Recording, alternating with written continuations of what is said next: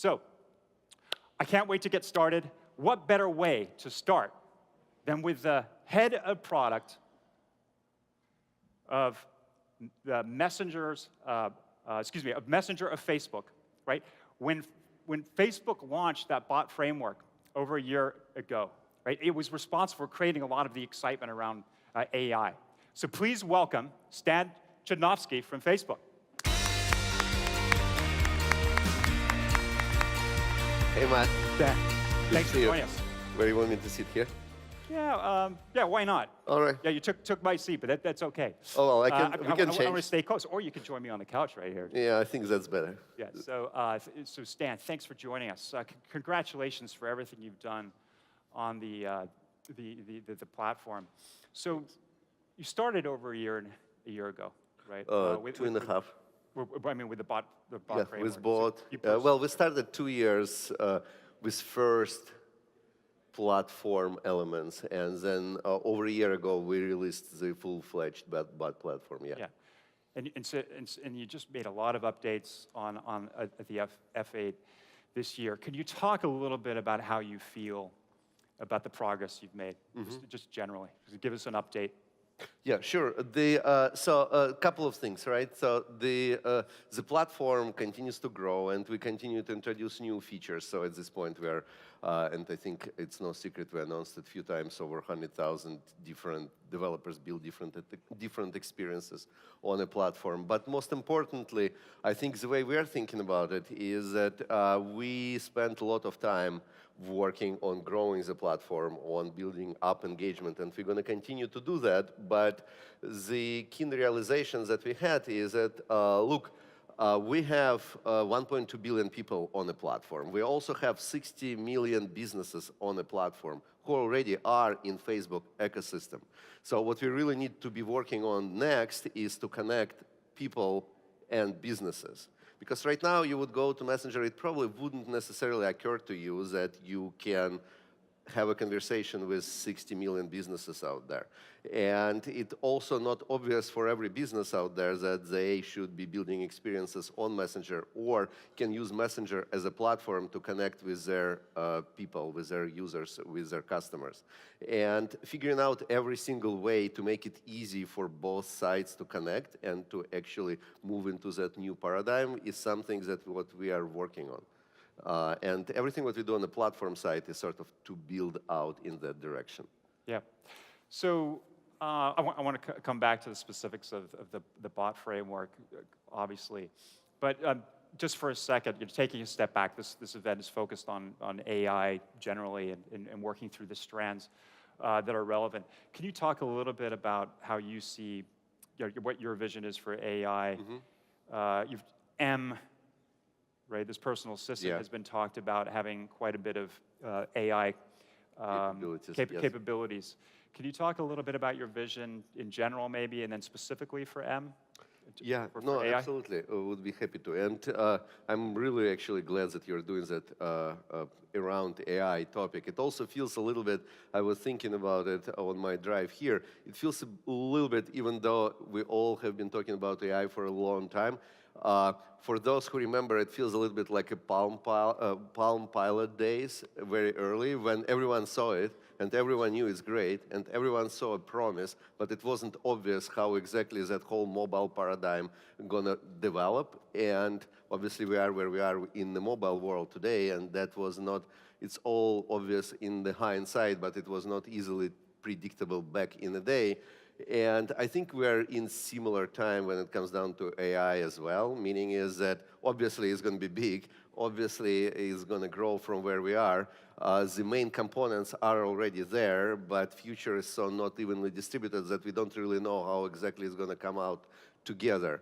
And obviously everyone understanding how big it's going to be for all of us, understanding how far the computer power has gotten to enable a lot of those experiences, trying to figure out how exactly it's all going to play out. So for us, or specifically the way we are thinking about it, is that based on all the conversational data that we already have, based on all of those conversations that are already happening on the platform. We just want to start from making them more useful for people. And that's how we've been thinking about M suggestions when you're having a conversation with somebody, and when M figures out that it can be helpful, it's helpful. Like example, we are doing the Food Network announcement today. It's one of the chat extensions that we released, but basically the way it works is that if you and I are talking and I'm like, hey, I'm hungry, it would be nice to get pizza, and it gives you an offer to get pizza from whatever your favorite place is, versus if I tell you I had a pizza yesterday and it was very bad, it shouldn't do that. These are simple things that we are starting to do, allowing third parties, allowing businesses to hook up into the platform and helping them to service whatever they have to offer to our users. Right.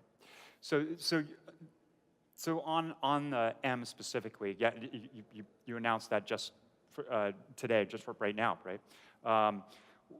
Could you talk a little bit about the extent to which, where you talked about how broad M can go? You've talked about translation. You're leaping in with AI in terms of the right moments. Do you feel like you have industry-leading AI in these areas, or do you feel like you're staying up with the Joneses, right? Because you have these other platforms like Facebook, Amazon and Google who are pushing forward. Could you talk a little bit about what you think is industry-leading there on M? Well, I think that everyone is doing slightly different angle on that. Again, for the same reasons that no one knows how exactly the future going to look like. And our angle is around conversations and around conversational data and conversational interfaces.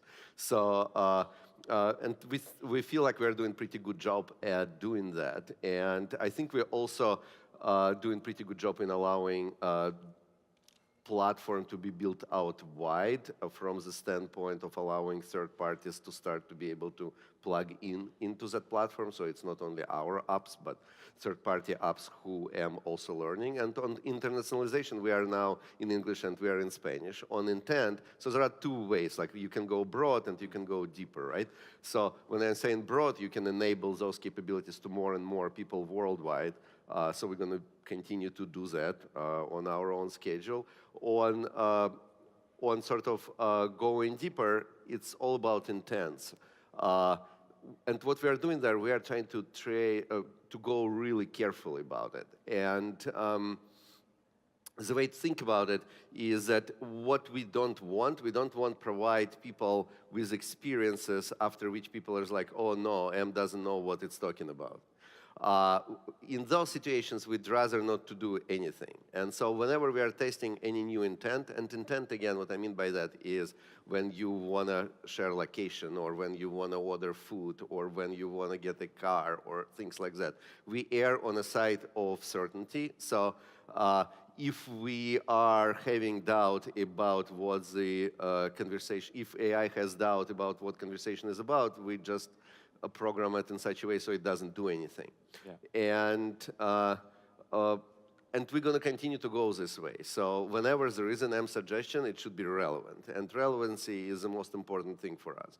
So that's our angle. I think we're doing pretty well because, again, from the standpoint of relevancy, we have very good data and people are enjoying those experiences. Otherwise, we wouldn't be releasing them. But time will tell. Great. I think you had something else to announce today about advertising. Could you talk a little bit about your advertising announcement? No, absolutely. On that, I guess I want to anchor back to what I started from. We're looking at multiple ways to allow people and businesses to connect with each other. And one obvious way to do that is through ads, when we can give businesses ability to buy ads and connect with people this way. And so what we are doing today, we actually have been testing for quite a bit of time in 2 countries, in Thailand and Australia, ads inside inbox. So when you're going to Messenger, you would be able to see ads there. We've been testing it for a while. We've been pretty open about it. A large population in those 2 countries have been exposed to those tests, and all the advertisers in those countries were exposed to those tests. And the data was really good for advertisers, but most importantly for our people, because we are definitely, as I said, constantly looking at making sure that our engagement levels are high, we're doing quant, all of that. So we've been doing it for 6 months now. And at this point, we concluded that actually data is good, and it makes sense to open it up to advertisers around the world. So we are slowly rolling it out to all the advertisers. So if you are already buying traffic and buying ads on Facebook or on Instagram, you're now going to be able to buy ads on Messenger as well. Okay, great. So to what extent do you think advertising is going to be the answer to the monetization question, right? Because there's been these questions circling around how are you going to monetize, right? These interactions, 60 million businesses on the platform. The answer would be it's like 100% the answer. Facebook as a company is an advertising business. All the money that we are making is through advertising. So one way or another, we're going to monetize Messenger through advertising. Now, which forms that advertising takes is a different question. And what we are releasing today is one of those forms. There are going to be others. Right now, we're just talking about display ads in inbox. There are other ways to actually skin that cat, but that's what we are starting. It's going to stay there, and is going to be one of the pillars of monetization going forward for sure. But whatever we introduce later, always going to be one way or another be part of our advertising platform. Great. So you talked about other ways to skin the cat. Can you talk a little bit about what you could expect as an advertiser or business beyond just the inbox? We already sort of have two types of ads, right? One type of ad is the ads that you can buy in Newsfeed or on Instagram to open up threads in Messenger. And so you can go ahead and do that, and it opens up thread in Messenger, and then you can have a conversation. And there are plenty of examples of different companies for whom it's working great here and overseas.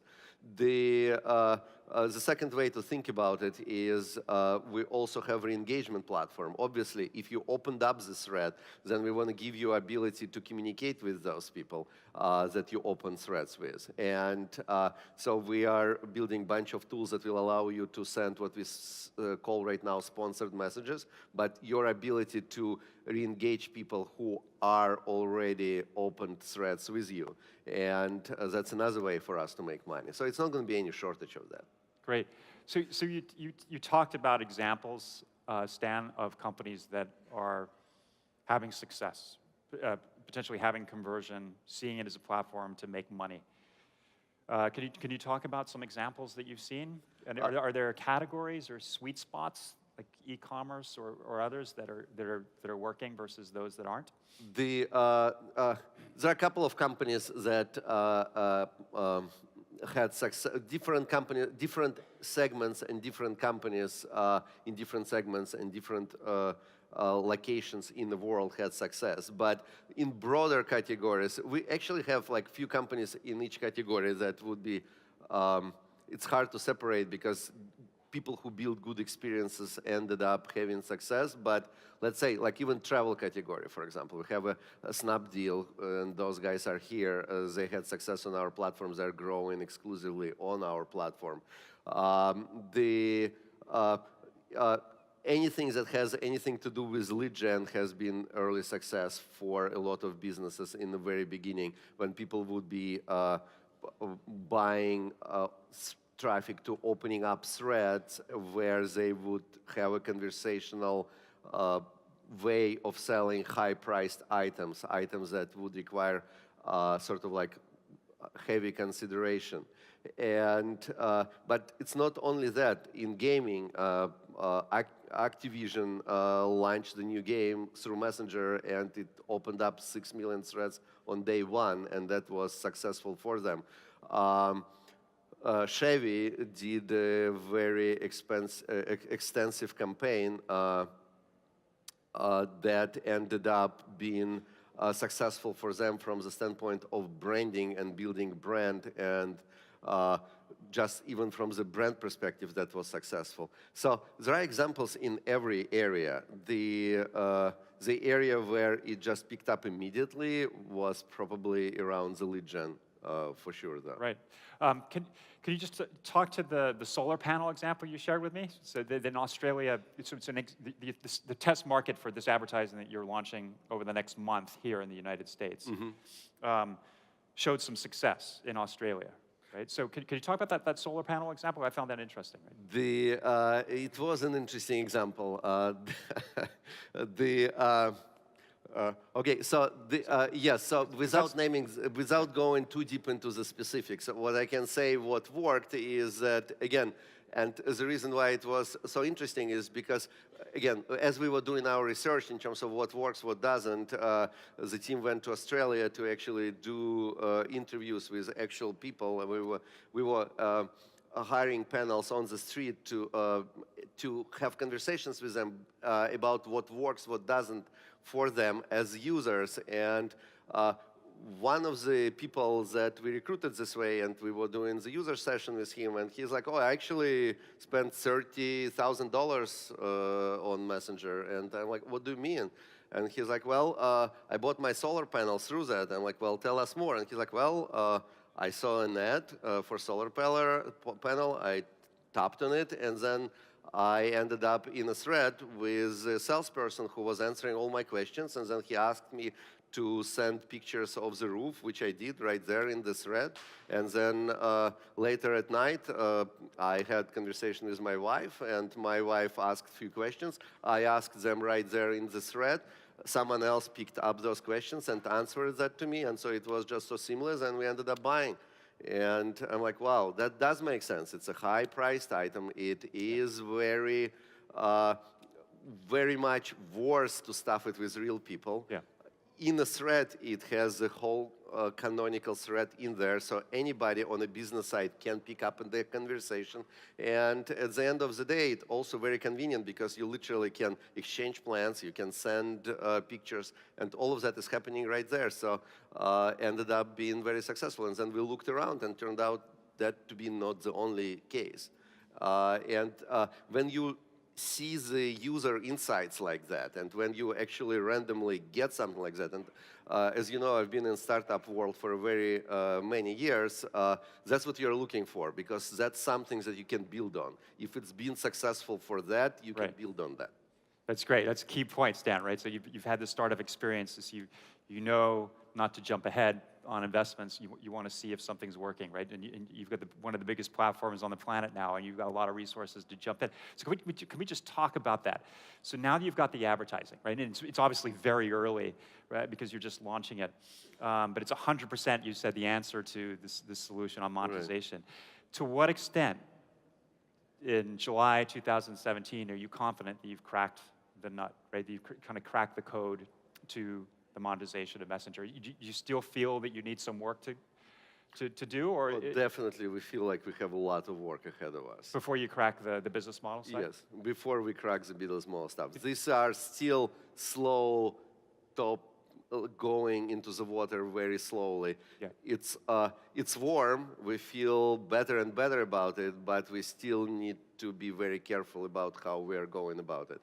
Because at the end of the day, again, like what we have trust of billions of people and engagement from billions of people who are using us every day and every month. And what we need to do is that make sure that they get value out of what's going on. And that's how we're sort of thinking about it. Yeah, yeah, we got a couple of minutes left. Sure. Let's see, I was gonna,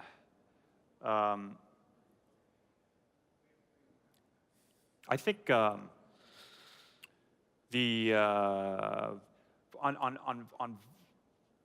voice specifically, right? There's a question on these two different platforms, right? You said that there's players that are doing kind of Siri, Google Assistant, and so on, versus, say, the bot framework, right? You've got Skype as well. We believe in voice.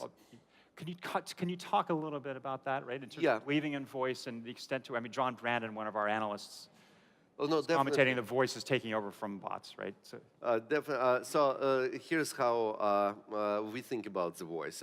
It's actually very simple.